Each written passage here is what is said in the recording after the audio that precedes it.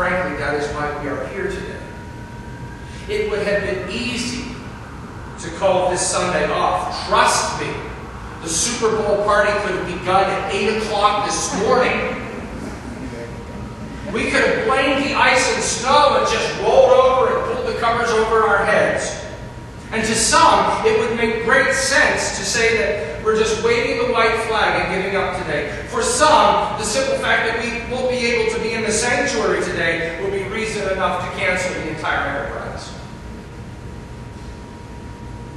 But it is in worship that quite often we are nearest the astonishment on which our faith is based. There is something about being together, gathered around the Word and sacraments. There is something about being together that seems to bring the presence of Christ to life in a way that is otherwise lacking. In all of life, but especially in worship, we sense the astonishment that comes when we confront Jesus as the Christ, God in the flesh, light in the darkness, hope in despair, life beyond death. That's why we had to be here today.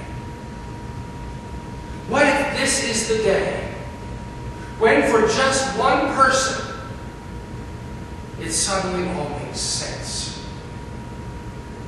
What if this is the day when for one more person they find their heart strangely warm? What if this is the day, this cold and icy day, when one more person experiences that marvelous sense of astonishment? Will Willoughby, one of America's greatest preachers, tells the story of the Sunday when, as a young pastor, he had one of the congregation's young people randomly pass out slips of paper to congregation members. The paper had on it one question: what do you remember from today's sermon? I have never had that courage. Will says that the responses were depressing. Few of the papers returned could remember even one idea from the sermon. On some of the papers, they listed an idea, but they listed the wrong idea. There were even ideas on the slips that never even appeared in the sermon. Disheartened and downcast, Will was discussing this experience with a wise woman in the congregation. And after listening for some time to Will, she said, "Where did you get the idea that a sermon is about ideas? Everyone knows that the purpose of a sermon is to meet Jesus and to be amazed that He hasn't given up on us yet." And that's it, isn't it? We don't come here to receive information or instruction. It's much, much more than that. We come here to be astonished.